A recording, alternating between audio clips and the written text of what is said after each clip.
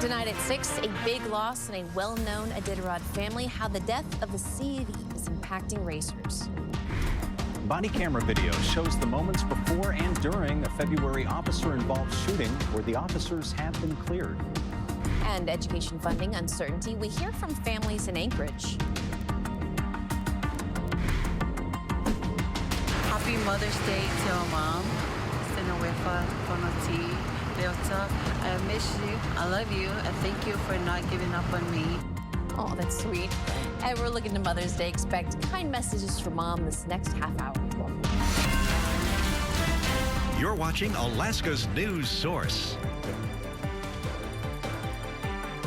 Well, good evening. New police body camera footage released today shows what happened before a fatal officer-involved shooting in Anchorage from February. Investigative reporter Johnson Kuhn has reviewed APD's video. Joins us now with those details. Johnson. The footage was released just one day after officers were cleared in the use of lethal force against 41-year-old Puapua Lapoi Alalua after he took several people hostage in an Anchorage hotel.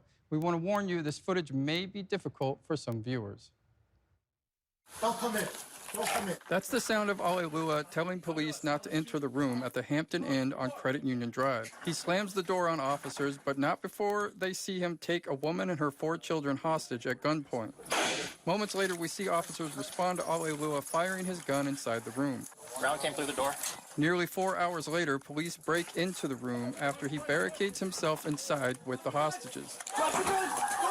The hostages scream as police close in on Alalua as he uses the woman hostage as a shield on the ground with his gun pointed at her. The 2 officers then fire their weapons, killing him on scene.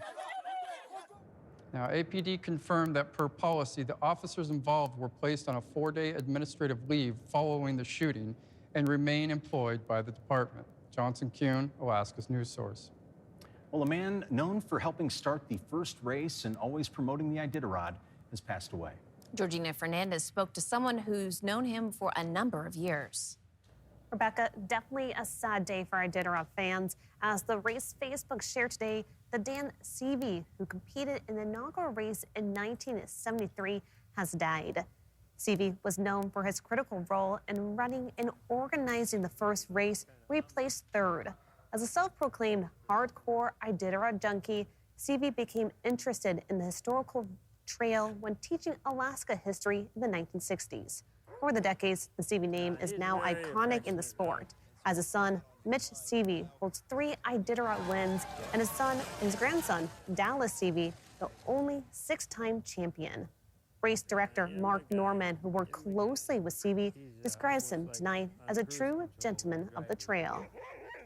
He was a feisty gentleman, a true Alaskan, but a real gentleman. He just had a passion for people, for dogs. You know, he was still taking care of his sled dogs right till the end of his life. It's I think what I remember about Dan mostly is just his love of life and truly his being so proud of his family. And Norman tells us he knows Dan Seavey will be there watching the start of the race next year. Georgina, thank you very much. Well, new tonight, Governor Mike Dunleavy has issued an administrative order implementing a statewide freeze on out-of-state travel and hiring for state employees. It also freezes the development of new regulations. The governor's office says the goal of the order is to implement cost control measures in response to declining oil revenue. His office says there can be exceptions to the out-of-state travel freeze for essential public safety or for mission-critical duties. There is also a statewide hiring freeze with exemptions, including law enforcement, 24-hour care facilities, and frontline positions. The governor's office says it will remain in effect until it's rescinded. And it's another day of uncertainty for Alaskan schools. The legislature passed a bill that increases school funding, but yesterday, Governor Dunleavy said he would veto the bill if it did not include more of his educational priorities. Districts say it's hard to know what programs and teachers they can keep if funding is uncertain. It's a stressor for sure, but also for many families who are also waiting to see what happens. There's so many people that don't know. For instance, I've got a young girl, my granddaughter's in 5th grade. She's scheduled to go here to 6, but if that gets cut, then sure we'll have to find another school. I have some friends who are teachers, and I think it's really stressful, especially for the newer teachers who are really go-getters. And they want to have a good career. They want to make their career into something they're proud of, and it's really stressful if they don't know if they're going to have a job or not. We support public schools, and we would like to see a robust funding. And if that means tapping into the PFDs, smaller PFDs, we're in favor of that as well. We are in a position where we don't have to go to public school, or we don't have to stay in Alaska. And it's certainly a conversation that my husband and I have had about looking elsewhere, because we don't feel like the government is providing the funds that the kids need in order to be successful. Now, the governor says he's not against more funding for schools, but he wants more accountability in education. Funding Fairbanks recreation and education, the Fairbanks North Star Borough Assembly passed its annual budget on Thursday night, voting to keep a pool open that it recently closed or proposed closing, and to increase local education funding. The Assembly added nearly $3 million to its local education contribution for a total of nearly $5 million more than last year. And House lawmakers returned to the floor today to pick up the Senate's version of House Bill 53, and that is the state budget. And they officially rejected the Senate's version of that bill this morning. Lawmakers voted down the Senate draft. Now, that means a conference committee will form. Now, that committee will combine the Senate's version with the House version that passed last month. There are stark differences between the two, including with the permanent fund dividend and the deficit overall.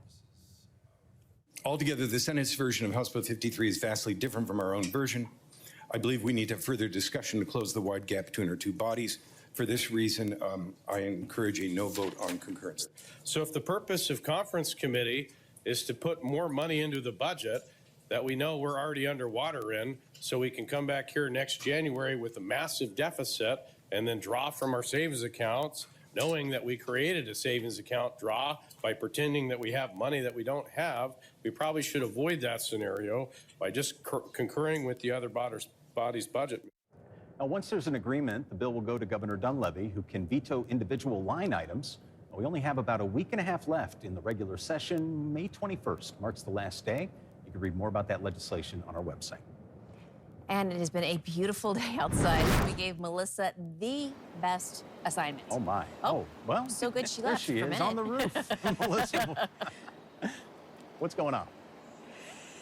Yes, we are. Okay, first of all, this is the warmest day we've seen so far this year. So we had to get outside, enjoy the beautiful conditions, but we've had some weather developing here just in the last 15 minutes. This is weather in real time. Behind me, look at these dark, ominous clouds just over the mountains. It is all blue sky as you head here further to the west, but those clouds developing, if you're watching at 4 and 5, I was talking about how we might see that, some showers in those higher elevations, but we are seeing blue sky as you head back here to the west, and it is so beautiful out here to see all of the green up that we're seeing. It's just really popped here in the last couple of days. So if you're on the east side of town, you might get a quick shower tonight. Otherwise, we are seeing dry and warm conditions. I want to show you those temperatures. Let's take a look at the map. 54 on the west side of town, but it's still warm on the east side. 63 right now at the Camp Creek Science Center, and we are seeing those mid-50s as you head out into Eagle River. So nice and warm. We're seeing even warmer conditions as you head into the interior. You're at 61 in Fairbanks, seeing teens on the slope, but mid-50s as you head out to the west coast. We have 2 spots that are seeing rain across southeast and pushing into southwest. Those are the 2 places that will continue to see wind. On the radar, you can see again those rain showers popping up over those higher elevations of the Chugach Mountains. Otherwise, we are going to see sunny and dry conditions this weekend. Thanks to that high pressure moving in, you can expect, again, temperatures back into those mid to upper 50s Saturday and Sunday. If you're allergic to tree pollen, though, it is high, so be prepared for that this weekend. But as you can see, if you're not in southeast, you're likely going to see the sunshine and warmer than normal temperatures. I'll have a more detailed look at that extended statewide forecast coming up here in just a few minutes. Looks like you're caught in the most dramatic storm there behind you, Melissa. Very ominous. Still ahead, recognizing National Child Care Provider Month, the mom explains her situation after her son's second daycare shuts down. For your first Mother's Day, enjoying your newborn family and growing with them and learning to Learning your baby's cries and their happiness and their joy is such a gift from God. It's a wonderful gift. You're watching Alaska's news source. Today is National Child Care Provider Day, a field many families rely on. However, Thread, a nonprofit in Anchorage, says since the pandemic, 25% of child care providers closed statewide, and says new ones are not opening up fast enough, and it's impacting hundreds of families. We rely on childcare so that we can go to work and be productive members of our society and, be engaged citizens. And when your childcare center gives you notice that they're going to close in 2 weeks, it's a really hard thing to do. Now, finding reliable, secure childcare, that's a struggle for a mom of two, Emily Carroll, and she has been battling this for a while. Now, she says that her 4-year-old son is now on his 3rd daycare after the first 2 shut down, and she relies on friends and family helping out with her 7-month-old son. Now, Carol is not alone. According to Thread, which is a nonprofit that works to improve access to affordable and high-quality childcare. According to the nonprofit's 2023 Economic Impact Report, 14% of Alaskans have had to quit their jobs due to child care access. Thread says that impacts the ability for Alaskans to work.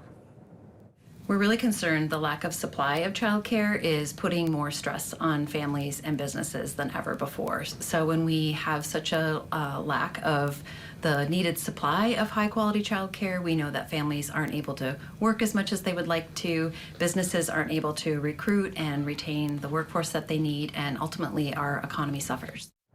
And of course, we talked with Senator Dan Sullivan. He says the issue is a problem across the country, and it is on the minds of lawmakers. I'm hopeful. We had a really big strategy meeting of all the Republican senators on this budget reconciliation bill. I'm hopeful that as part of that big package, we could have some significant provisions that address that. I've had some bipartisan legislation that I've introduced in the last few Congresses dealing with what we call child care deserts. Well, right now, Thread says around 23,000 children in Alaska from working families do not have access to the child care they need. Thanks for listening. Click subscribe so you can get the latest podcast from Alaska's news source automatically.